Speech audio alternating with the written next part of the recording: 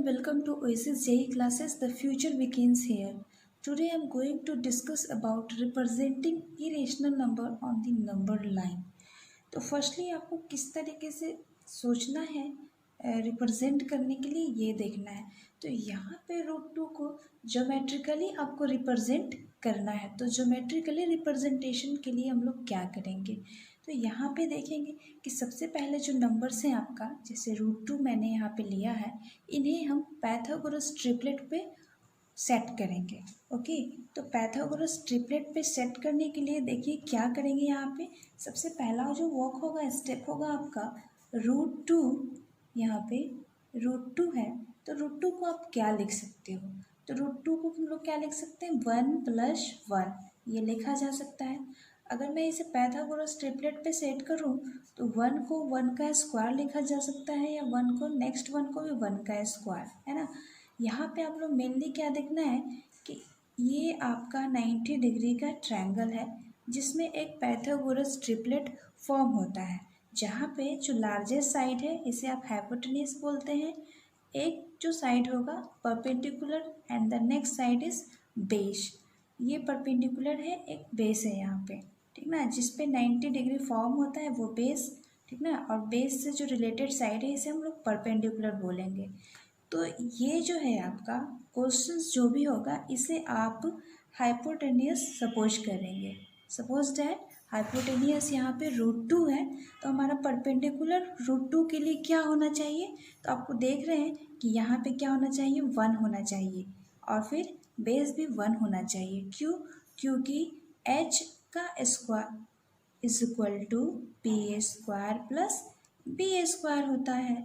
It means h is equal to √p² + b²। ये आप सभी को पता है पाइथागोरस ट्रिपलेट के बारे में। तो h इज √2, ओके, तो p और b का वैल्यू क्या होना चाहिए, 1 और 1 ही होना चाहिए। तो यहाँ से आप लोग को पता चल जाता है कि एक ट्रायंगल्स में हाइपोटेन्यूस को √2 होने के लिए मुझे परपेंडिकुलर क्या चाहिए, 1 चाहिए, और बेस भी 1 चाहिए।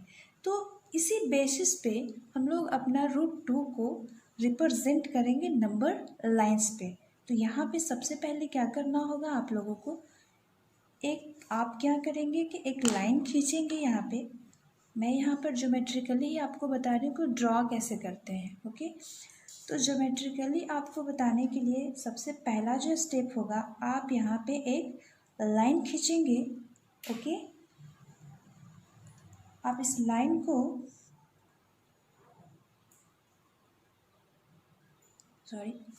आप इस लाइन को सपोज कर लो जैसे कि यहाँ पे एक ऑरिजिन ले लो, इस साइड वाले को x एक्सिस और इस साइड वाले को x एक्सिस।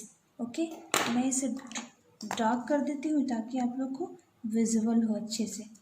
ये मैंने एक लाइन लिया है, ओके, और यहाँ पे मैंने x एक्सिस और यहाँ पे ऑरिजिन है और ये x एक्सिस है, यानी एक हॉरिजेंटल लाइन लेना है आपका, जहाँ पे आपका 0 होना ऑरिजिन होगा ये, और ये x एक्सिस और x एक्सिस, है ना। अब आप सोचो कि जो √2 का वैल्यू है ये मोर देन 0 है, तो वो 0 के बाद ही लाई करेगा। तो आप लोगों को क्या करना है, इस ट्रायंगल्स जो आप देख रहे हैं, इस ट्रायंगल्स को बिल्कुल इस एक्सिस पे फिट आउट करना है। तो आपको पता ही है कि बेस क्या होना चाहिए, बेस होना चाहिए 1, है ना। तो आप 1 सेंटीमीटर आप अपने क्या करेंगे कि अपने कॉम्पास से और स्केल पे 1 सेंटीमीटर नाप करके कट कर लेंगे, ले लेंगे यहाँ पे 1 सेंटीमीटर। तो मैंने यहाँ पे 1 सेंटीमीटर लिया है, तो इसके अकॉर्डिंग आप लोग देखिए 1 सेंटीमीटर लेने पर ये काफ़ी क्या हो जाता है, छोटा हो जाता है, बट मैं आपको एग्जैक्टली ही लेकर के बताती हूँ कि क्या होना चाहिए। तो 1 सेंटीमीटर मेरा यहीं पे आया है। ओके, स्केल के अकॉर्डिंग 1 सेंटीमीटर यहाँ है मेरा। तो मैंने इसे एक वैल्यू सपोज कर लिया है, मान लेते हैं कि a है, ये 1 सेंटीमीटर जो मैंने लिया है क्या है, a है। तो ये क्या हो गया तुम्हारा, ये आपका हो गया बेस हो गया इस ट्रायंगल्स का।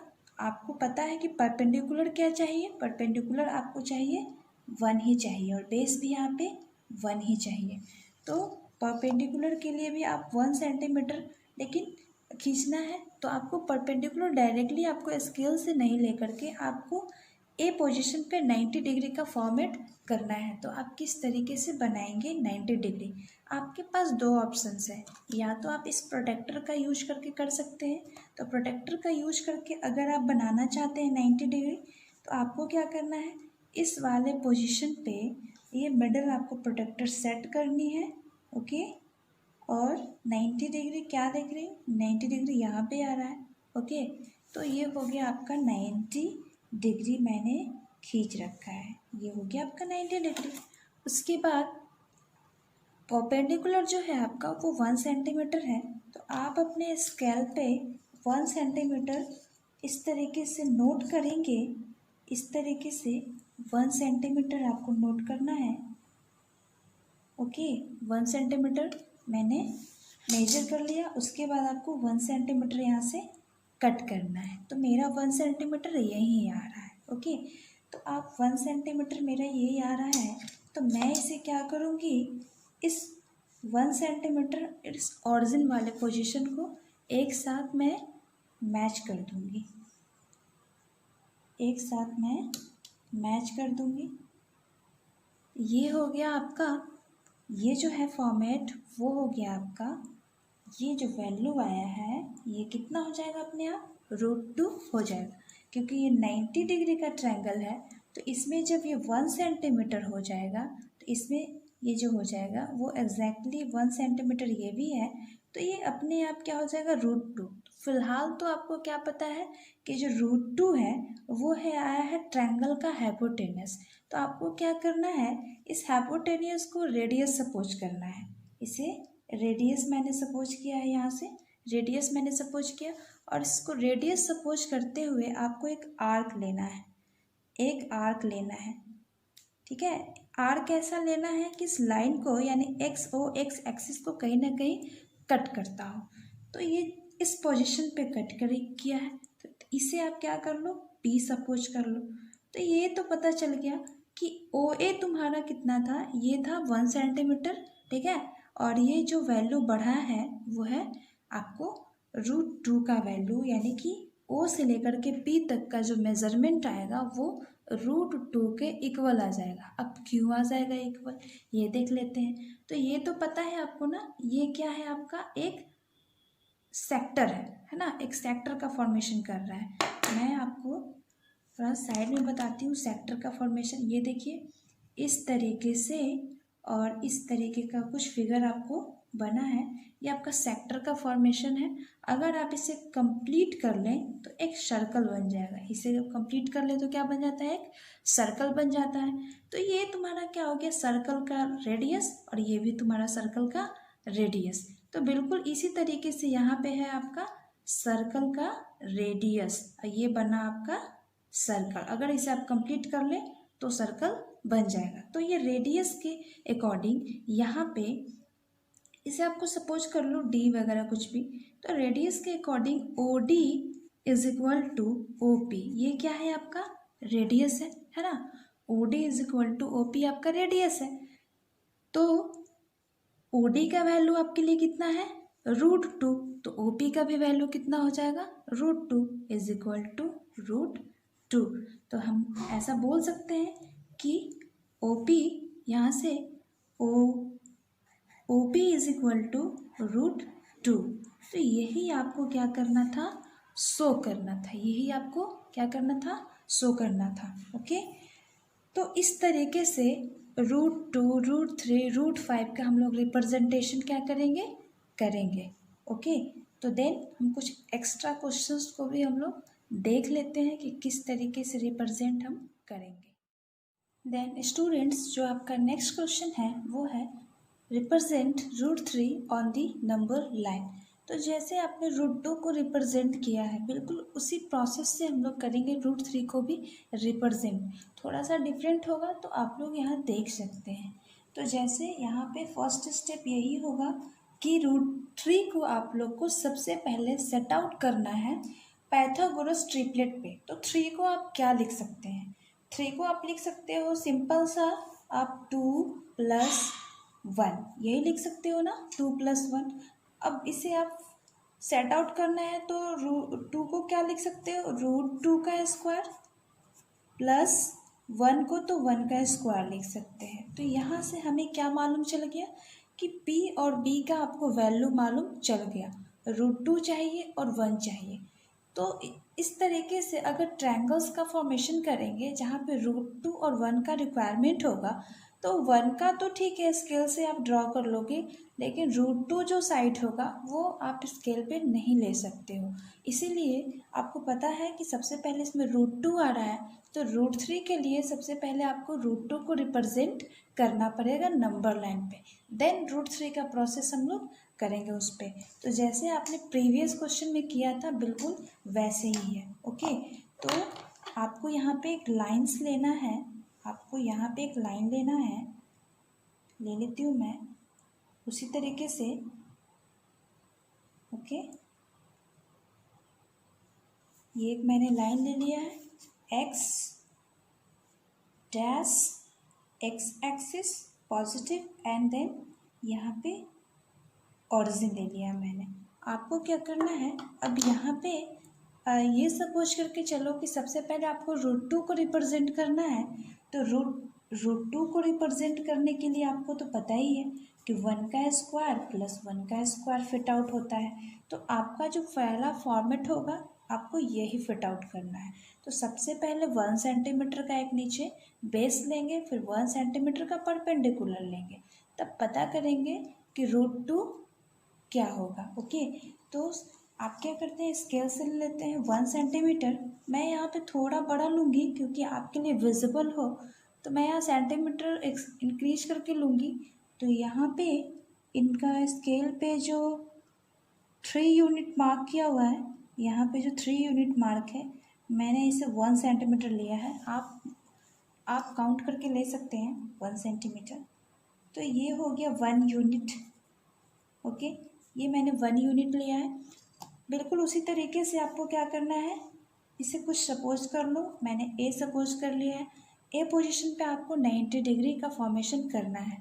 अब इस क्वेश्चंस में मैं आपको प्रोटेक्टर से नहीं, कंपास से मैं करके दिखाती हूँ कि 90 डिग्री का फॉर्मेशन किस तरीके से और भी कर सकते हैं। पिछले क्वेश्चन में आपने देखा था प्रोटेक्टर से, इस क्वेश्चन में आपको कंपास का यूज़ करना है। तो आपको लेना है एक आर्क, कंफर्टेबल जो भी हो, जितना भी साइज हो आपका, आर्क ले लो।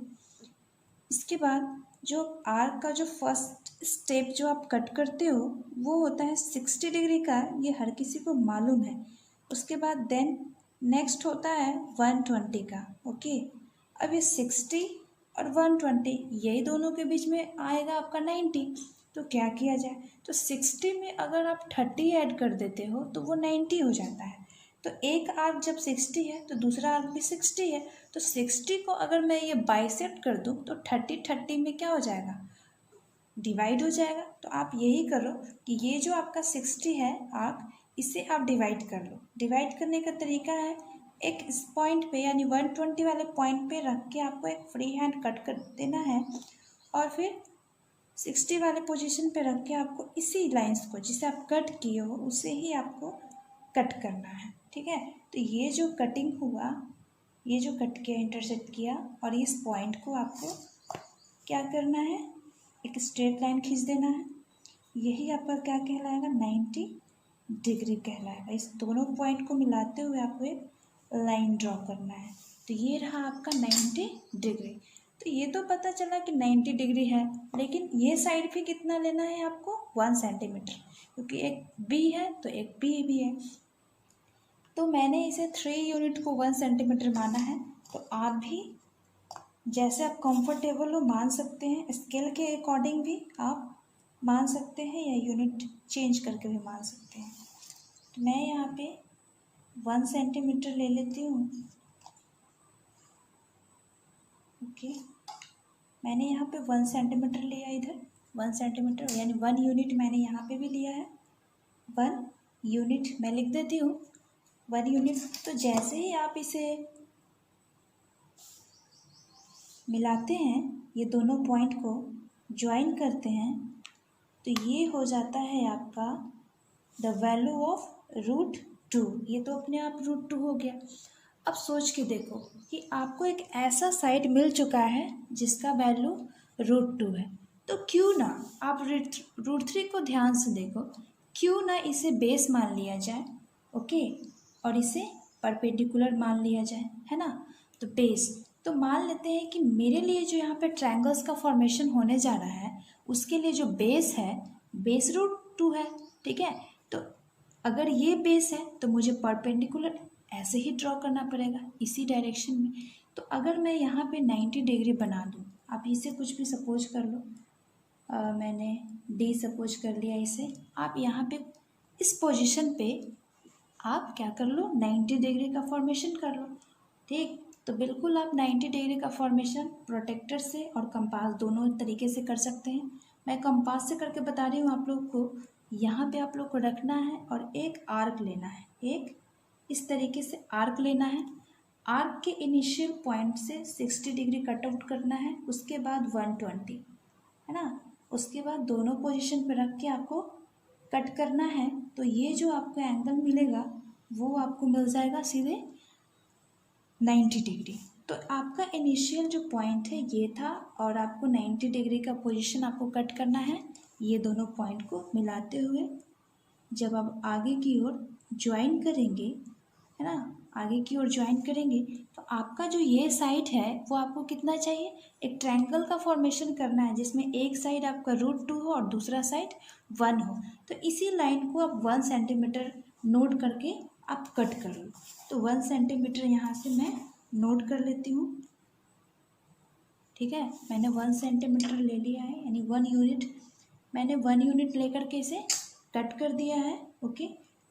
इसके बाद अब इस पॉइंट को इस पॉइंट से आप अगर ज्वाइन करेंगे तो आप देखें ये जो है ये भी एक यहाँ पे क्या बना है 90 डिग्री। तो ये एक ट्रायंगल बना जिनका एक साइड क्या है 1 यूनिट है एंड दूसरा साइड क्या है √2 यूनिट है। तो ये जो साइड आपको दिख रहा है ये साइड अपने आप क्या हो जाएगा √3, है ना। ये तो है √3 का वैल्यू। तो ये तो √3 का वैल्यू आपको पता चल गया ट्रायंगल्स में, लेकिन आपको क्या फाइंड करना है कि लाइंस पे आपका √3 का वैल्यू कहाँ पे लाई करेगा। तो आपको बिल्कुल उसी तरीके से अगर √2 का वैल्यू आपको इस पोजीशन में फाइंड करना है, √2 का वैल्यू, तो इस वाले हाइपोटेनियस को मानना होगा आपको क्या, रेडियस मान के ज्वाइन करेंगे तो √2 और इस वाले पोजीशन को ज्वाइन करेंगे तो क्या हो जाएगा √3।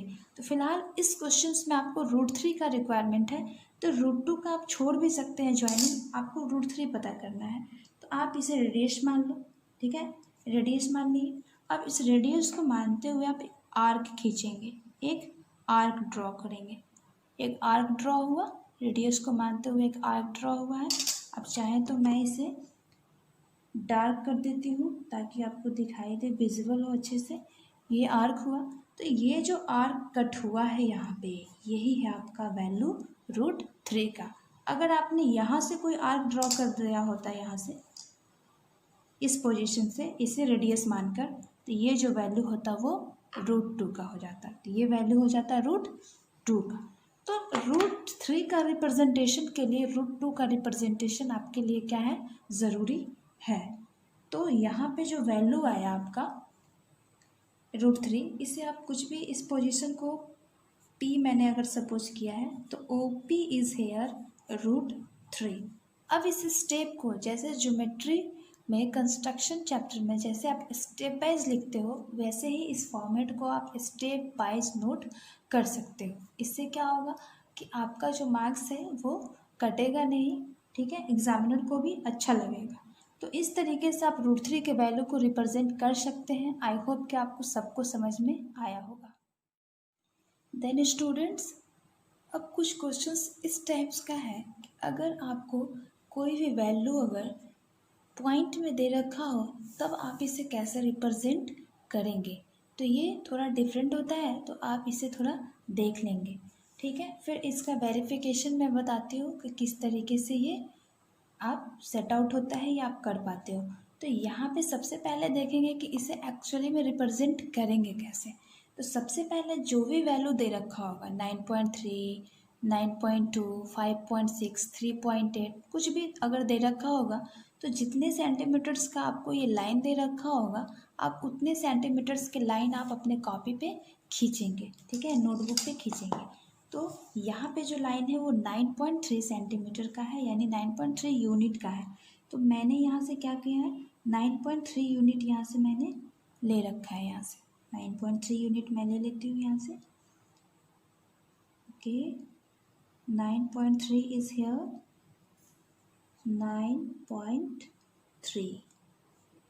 तो 9.3 मैंने वैल्यू यहाँ से लिया है। ओके, अब क्या करना है, यहाँ से आपको इस पॉइंट को A मान लीजिए, देन पॉइंट को B मान लीजिए। ये आपका है 9.3 का, ये वैल्यू 9.3 है। अब इसका जो नेक्स्ट स्टेप है वो देखेंगे। यहाँ पे क्या करना है, ये जो वैल्यू है ये 9.3, इसे आपको 1 सेंटीमीटर एक्सटेंड करना है। तो क्वेश्चन चाहे कुछ भी हो, आपको 1 सेंटीमीटर क्या है, एक्सटेंड करना ही होगा, ठीक ना। हर क्वेश्चंस में क्वेश्चन कुछ भी हो तो 1 सेंटीमीटर आपको एक्सटेंड करना है, ये ध्यान रखेंगे इस बात का। तो इसे मैं 1 सेंटीमीटर क्या कर लेती हूँ, एक्सटेंड कर लेती हूँ। यहाँ से मैंने 1 सेंटीमीटर इसे एक्सटेंड कर लिया है। ओके, तो ये आपका C हो गया, जिसे 1 यूनिट मैंने एक्सटेंड किया है, या 1 सेंटीमीटर जैसे आप स्केल से लेते हो। तो एक्सटेंड करने के बाद जो A और C है ना, A और C है, इसे आपको बाइसेक्ट करना है। तो बाइसेक्ट करने का क्या तरीका होता है ये देखेंगे। ओके, तो यहाँ देखेंगे आप, तो बाइसेक्ट करने का ये तरीका होता है कि जितने भी सेंटीमीटर्स का ये लाइन है, इस लाइन से आप मोर देन हाफ आपको ये कंपास को फिट करना है। उसके बाद एक आर्क आपको ऊपर में लेना है एंड देन नेक्स्ट आर्क आपको नीचे में खींचना है। बिल्कुल इसके दूसरे एंड पे आना है और एक आर्क आपको ऊपर खींचना है इस तरीके से, दूसरा आर्क आपको इस तरीके से लेना है। उसके बाद ये दोनों पॉइंट को मिलाते हुए एक लाइन खींचना है, एक लाइन खींचना है।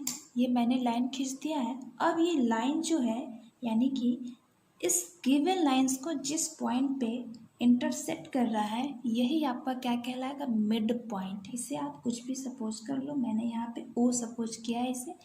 ये आपका मिड पॉइंट हो गया ये, यानी OA का वैल्यू एंड OC का वैल्यू इज इक्वल हो गया। यहाँ से OA is equal to OC, यहाँ से आप लिख सकते हैं OA is equal to OC। तो यहाँ पे करना क्या है आपको कि OA को रेडियस मानते हुए, या OC को, दोनों तो इक्वल ही है, आप OA को रेडियस मान लो, ठीक ना। OA को रेडियस मानते हुए आपको एक सेमी सर्कल क्या करना है, ड्रॉ करना है इस तरीके से, ठीक है। आप सर्कल भी ड्रॉ कर दो, कोई फ़र्क नहीं पड़ता है, बस एटलीस्ट आपको सेमी सर्कल क्या करना है, ड्रॉ करना है, ठीक। तो ये सेमी सर्कल जैसे ड्रॉ करेंगे और जिस पोजीशन पे आपका 9.3 इंड हो रहा है, यानी बी पोजीशन पे, तो यहाँ से आप क्या करेंगे, आप एक 90 डिग्री का एंगल इस पोजीशन पे बनाएंगे। मुझे एक परपेंडिकुलर ड्रॉ करना है, तरीका है आपका दो। आप इस तरीके से प्रोटेक्टर रख लो यहाँ पे इस पॉइंट पे, क्योंकि अभी मैंने सिखाया आपको 90 डिग्री का फॉर्मेशन कैसे करते हैं। ये प्रोटेक्टर आप रख लो, 90 डिग्री पता चल जाएगा आपको कहाँ है, और इस तरीके से आप सॉल्व कर सकते हैं। 90 डिग्री ड्रॉ हो गया आपका, या आप कंपास की हेल्प से कर सकते थे, जैसे मैंने आपको प्रीवियस क्वेश्चंस में बताया। अब यहाँ पे देखेंगे कि ये बी पोजीशन है। इस सर्कल को जिस पॉइंट पे ये काटा, इसे आपको सपोज कर लो, मैंने डी सपोज कर लिया है, BD। तो ये आपको मैं बता दूँ कि अगर AB इज इक्वल टू 9.3 है, तो BD का जो वैल्यू होता है वो हो जाता है आपको, BD का वैल्यू जो हो जाएगा वो आपको ये 9.3 का अंडर रूट हो जाएगा, यानी अंडर रूट 9.3 ये अपने आप हो जाता है। कैसे होता है ये हम तुरंत जानेंगे। तो ये जो वैल्यू है ये आ गया 9.3 का अंडर रूट, ये जो आप 90 डिग्री में ड्रॉ किए हो।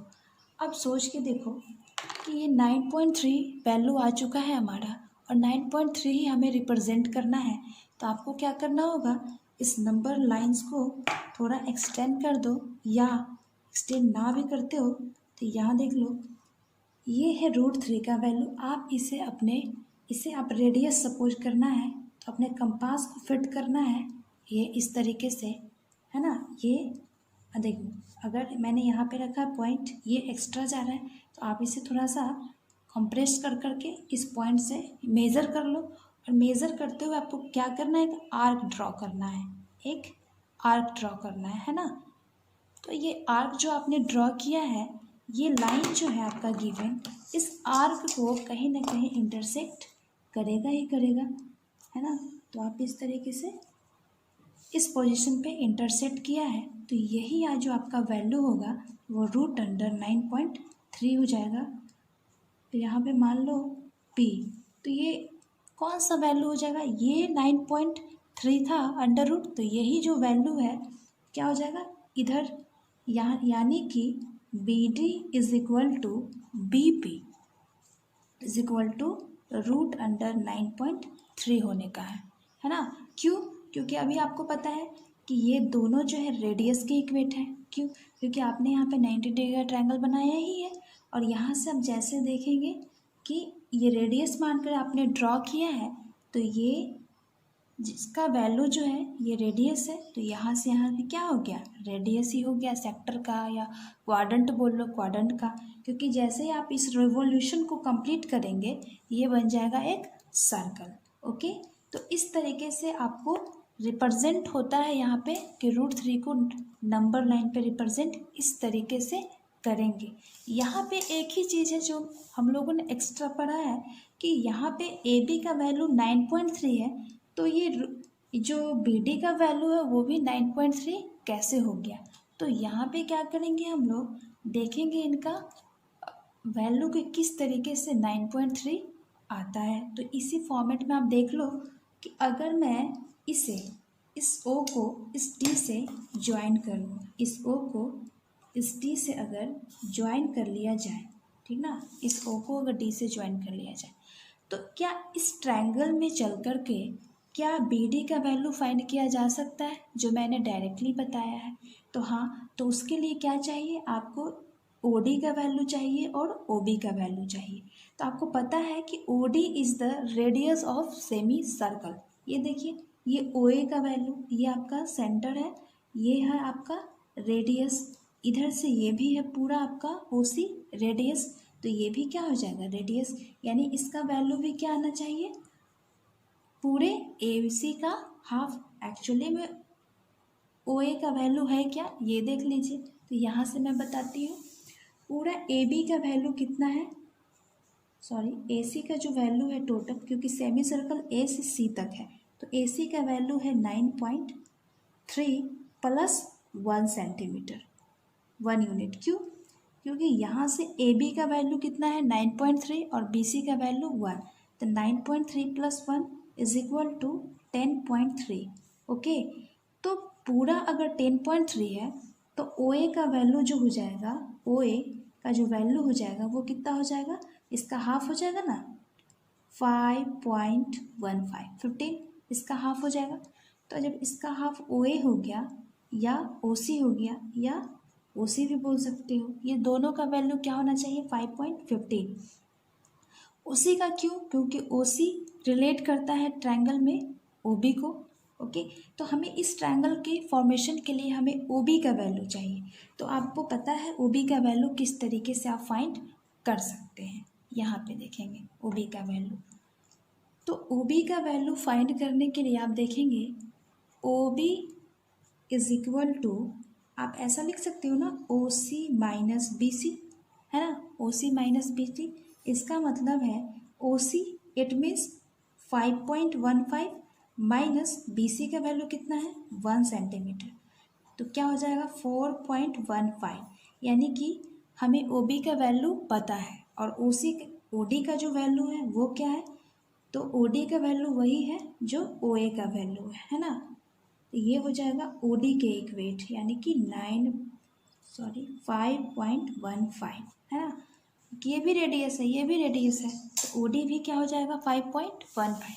अब आपको करना क्या है कि इस ट्रायंगल्स में आपको चलना है और बी डी का वैल्यू फाइंड करना है। तो मैं यहाँ पे आपको फाइंड करके बताती हूँ किस तरीके से फाइंड करेंगे। थोड़ा यहाँ पे मैं बताती हूँ, मेरे पास स्पेस है यहाँ पे। तो यहाँ पे मैं क्या करती हूँ, in triangle O B D में जैसे ही आप चलेंगे तो क्या हो जाएगा, आप लिख सकते हैं ओ डी का square is equal to O B का स्क्वायर प्लस बी डी का स्क्वायर, ओ बी का स्क्वायर प्लस बी डी का स्क्वायर। इस तरीके से ओ डी का वैल्यू क्या है 5.15 का square is equal to O B का वैल्यू क्या है आपको पता है 4.15 का स्क्वायर प्लस बी डी का स्क्वायर आपको मालूम नहीं है, बी डी आपको कैलकुलेट करना है। तो इस तरीके से आप इसे LHS में ही ला दो, -4.15 का square is equal to B D का स्क्वायर। जब आप इसे सॉल्व करोगे तो एक बार प्लस, देखिए a square minus b square, formula क्या है, एक बार प्लस एक बार माइनस, तो क्या हो जाएगा 5.15 प्लस 4.15, ओके। फिर 5.15 minus 4.15 is equal to B D का स्क्वायर। तो यहाँ देखेंगे तो 9.3 हो जाएगा into 1 is equal to B D का स्क्वायर, है ना। अब स्क्वायर है तो इधर आया तो क्या हो जाएगा, रूट हो जाएगा, है ना। तो हमारा क्या पता चला कि बी डी का जो वैल्यू है वो रूट अंडर 9.3 हो जाएगा, है ना। मैं यहाँ पे बता देती हूँ, हियर यहाँ देखेंगे B D is equal to root under 9.3 यहाँ पे आ चुका है ना। ये देखिए ये है बी डी, इधर आया स्क्वायर था, इधर आया रूट, है ना। तो B D is equal to 9.3 आ चुका है। यही चीज़ हम लोगों ने डायरेक्टली पढ़ा कि अगर ए बी का वैल्यू तुम्हारा 9.3 है तो जब सेमी सर्कल में इस पोजीशन पे 9 आप ड्रॉ करोगे 90 डिग्री तो ये वैल्यू रूट अंडर 9.3 हो जाएगा। अगर ये कुछ क्वेश्चंस में कुछ और भी वैल्यू रहा तो उसी के अकॉर्डिंग यहाँ चेंज होगा। अगर ये वैल्यू 4.6 है तो ये वैल्यू भी आपका क्या हो जाएगा, रूट अंडर 4.6 हो जाएगा। तो इस तरीके से आप किसी भी पॉइंट्स वाले नंबर का आप क्या कर सकते हैं, नंबर लाइन पर रिप्रेजेंट कर सकते हैं। देन स्टूडेंट्स एक लास्टली जो टाइप है आपका वो क्वेश्चन इस तरीके से होगा कि locate 3.85 on the number line. अगर कोई ऐसे क्वेश्चन दे रखा है, कोई नंबर पॉइंट्स में है, आप उसे लोकेट करना है तो यहाँ पे आप अप्रॉक्सीमेटली पोजीशन नहीं बता सकते हैं। आप यहाँ पे क्या कर सकते हैं, इनका फिक्स वैल्यू आपको पता करना होता है नंबर लाइन पे। तो यहाँ पे आपका सबसे पहले आपको ये पता है कि जो वैल्यू है 3 से थोड़ा ज़्यादा है ना। तो सबसे पहले नंबर्स लाइन पे आप कितना स्टेप फॉलो करेंगे ये देखेंगे। ये देखिएगा मेरे साथ, सबसे पहले तो ये पता है कि 3 के आसपास का कोई नंबर है, तो ये आपका 0, ये 1, ये 2, ये 3 एंड देन लास्टली आपका ये है 4, देन आपका -1, -2 एंड सो ऑन। तो आपको क्या पता है कि ये नंबर फर्स्ट में आपका 3 से ज़्यादा है और 4 से कम है, तो इसी नंबर्स के बीच आपको ये वैली करेगा। तो ये कहीं ना कहीं इधर ही आपको होने का है ना 3.85, लेकिन एग्जैक्टली है किस पोजीशन पे आपको पता नहीं है। तो आपको क्या करना है, इस वाले को पोर्शन को विजुअलाइज करना है ना। तो आपको इसे जूम करना है और जूम कर करके इनका कुछ लोकेट करना है, एटलीस्ट 1 पॉइंट तक आपको वैल्यू इनका नेक्स्ट स्टेप में लोकेट करना होगा। तो नेक्स्ट स्टेप में क्या करेंगे, यहाँ से एक नया लाइन ड्रॉ करते हैं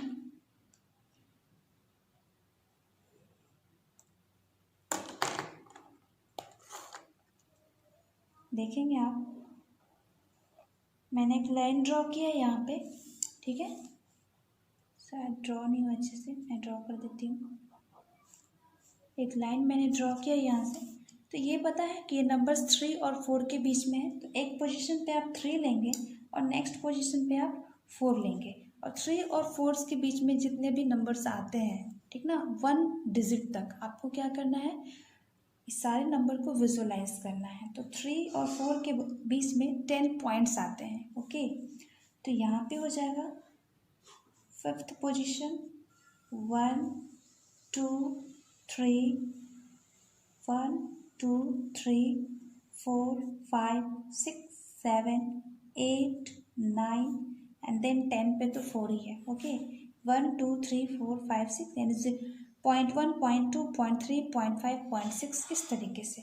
तो नेक्स्ट जो नंबर आएगा ये आपका क्या हो जाएगा, 3.1 3.2 3.3 3.4 3.5 3.6 3.7 3.8 3.9, ओके। तो अब क्या करना है आपको, ये पता है आपको जो नंबर से आपका 3.85 यानी 3.8 से ज़्यादा है और 3.9 से कम है, तो 3.8 ये है और 3.9 ये है, तो ये नंबर्स इसी के बीच कहीं ना कहीं आपका होगा, 3.85 यहीं पे कहीं ना कहीं होगा। तो अब आपको इस पोर्शन को क्या करना है, जूम करना है इस पोर्शन को, क्योंकि ये नंबर इसी के बीच है लेकिन एग्जैक्टली आपको पता नहीं है। तो आप क्या करेंगे, एक लास्ट स्टेप लेंगे, क्योंकि अभी तक आपको एग्जैक्ट पोजीशन पता नहीं है। तो एक लास्ट स्टेप मैं लेती हूँ यहाँ से क्या है, एक इंड पे आप 3.8 लेंगे एंड नेक्स्ट इंड पे आप लेंगे 3.9, ओके।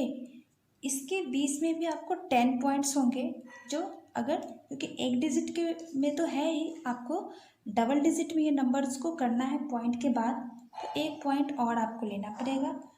तो 1 2 3 4 5 6 7 8 9 10, तो ये 3.81 होना चाहिए। क्यों, क्योंकि 3.8 का मतलब होता है 3.80, है ना, 3.80, तो 3.81 3.82 3.83 3.84 3.85 3.86 3.87 3.88 3.89, ठीक है, 3.89 और फिर 3.90, है ना। तो ये मुझे एग्जैक्ट पता है कि ये जो पोजीशन मैंने यहाँ पे मार्क किया है ये 3.85 का ही वैल्यू है, तो यही हो गया एग्जैक्टली पी जो पॉइंट है वो 3 पॉइंट आपका विजुअलाइज हो गया, यानी ये जो पोजीशन है ये इसका फिक्स वैल्यू है, ओके। तो इस तरीके से आप क्या करेंगे, किसी भी पॉइंट्स वाले नंबर्स को अगर लोकेट करना हो तो लोकेट करना पड़ेगा आपको। तो लोकेट करने में क्या करते हैं कि एक्चुअल पोजीशन आपको फिट करना होता है, और जब रिप्रेजेंटेशन की बात आती है तो ये सिर्फ ये दिखा देंगे कि 3.85 जो है ये होगा, ये तो फर्स्ट स्टेप में ही हो जाता है, लेकिन जब लोकेट करने की बारी आती है तो एग्जैक्ट पोजीशन के लिए मुझे मोर देन 1 या 2 स्टेप को फॉलो करना पड़ेगा। तो आई होप दोस्तों आप लोग सबको समझ में आया होगा ये रिप्रेजेंटेशन इरेशनल नंबर का। तो अब नेक्स्ट क्लास में हम लोग नेक्स्ट टॉपिक पे डिस्कस करेंगे। Thank you. देन स्टूडेंट्स, एक लास्टली जो टाइप है आपका वो क्वेश्चन इस तरीके से होगा कि locate 3.85 on the number line. अगर कोई ऐसे क्वेश्चन दे रखा है, कोई नंबर पॉइंट्स में है, आप उसे लोकेट करना है, तो यहाँ पे आप अप्रॉक्सीमेटली पोजीशन नहीं बता सकते हैं। आप यहाँ पे क्या कर सकते हैं, इनका फिक्स वैल्यू आपको पता करना होता है नंबर लाइन पे।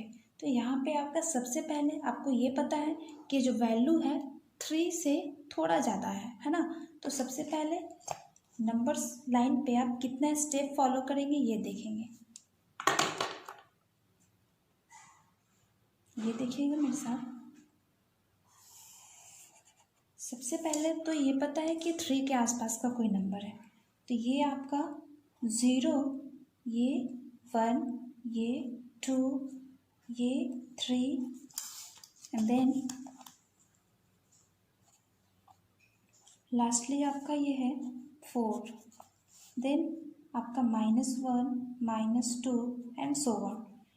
तो आपको क्या पता है कि ये नंबर फर्स्ट में आपका 3 से ज़्यादा है और 4 से कम है, तो इसी नंबर्स के बीच आपको ये वैली करेगा। तो ये कहीं ना कहीं इधर ही आपको होने का है ना, 3.85, लेकिन एग्जैक्टली है किस पोजीशन पे आपको पता नहीं है।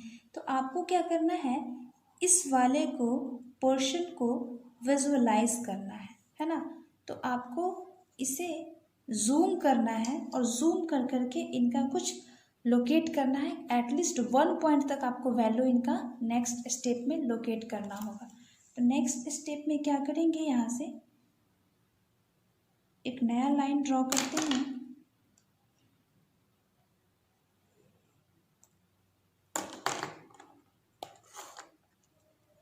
देखेंगे आप, मैंने एक लाइन ड्रॉ किया यहाँ पे, ठीक है, शायद ड्रॉ नहीं हुआ अच्छे से, मैं ड्रॉ कर देती हूँ। एक लाइन मैंने ड्रॉ किया यहाँ से। तो ये पता है कि ये नंबर्स 3 और 4 के बीच में है, तो एक पोजीशन पे आप 3 लेंगे और नेक्स्ट पोजीशन पे आप 4 लेंगे, और 3 और 4 के बीच में जितने भी नंबर्स आते हैं, ठीक ना, 1 डिजिट तक आपको क्या करना है, इस सारे नंबर को विजुअलाइज करना है। तो 3 और 4 के बीच में 10 पॉइंट्स आते हैं, ओके। तो यहाँ पे हो जाएगा 5th पोजीशन 1 2 3 1 2 3 4 5 6 7 8 9 एंड देन 10 पे तो 4 ही है, ओके। 1 2 3 4 5 6 यानी 0.1 0.2 0.3 0.5 0.6 इस तरीके से। तो नेक्स्ट जो नंबर आएगा ये आपका क्या हो जाएगा, 3.1 3.2 3.3 3.4 3.5 3.6 3.7 3.8 3.9, ओके। तो अब क्या करना है आपको, ये पता है आपको जो नंबर से आपका 3.85 यानी 3.8 से ज़्यादा है और 3.9 से कम है। तो 3.8 ये है और 3.9 ये है, तो ये नंबर्स इसी के बीच कहीं ना कहीं आपका होगा, 3.85 यहीं पे कहीं ना कहीं होगा। तो अब आपको इस पोर्शन को क्या करना है, जूम करना है इस पोर्शन को, क्योंकि ये नंबर इसी के बीच है लेकिन एग्जैक्टली आपको पता नहीं है। तो आप क्या करेंगे, एक लास्ट स्टेप लेंगे, क्योंकि अभी तक आपको एग्जैक्ट पोजीशन पता नहीं है। तो एक लास्ट स्टेप मैं लेती हूँ यहाँ से क्या है, एक इंड पे आप 3.8 लेंगे एंड नेक्स्ट इंड पे आप लेंगे 3.9, ओके। इसके बीच में भी आपको 10 पॉइंट्स होंगे, जो अगर क्योंकि एक डिजिट के में तो है ही, आपको डबल डिजिट में ये नंबर्स को करना है पॉइंट के बाद, तो एक पॉइंट और आपको लेना पड़ेगा। तो 1 2 3 4 5 6 7 8 9 10, तो ये 3.81 होना चाहिए। क्यों, क्योंकि 3.8 का मतलब होता है 3.80, है ना, 3.80। तो 3.81 3.82 3.83 3.84 3.85 3.86 3.87 3.88 3.89, ठीक है, 3.89 और फिर 3.90, है ना।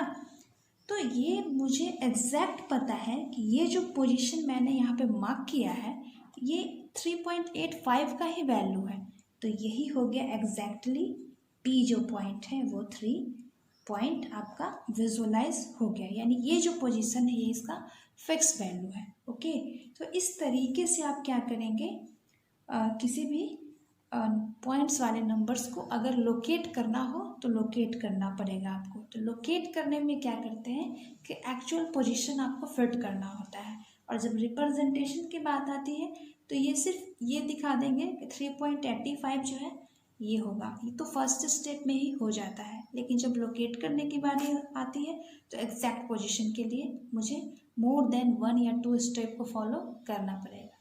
तो आई होप दोस्तों आप लोग सबको समझ में आया होगा ये रिप्रेजेंटेशन इरेशनल नंबर का। तो अब नेक्स्ट क्लास में हम लोग नेक्स्ट टॉपिक पे डिस्कस करेंगे। Thank you.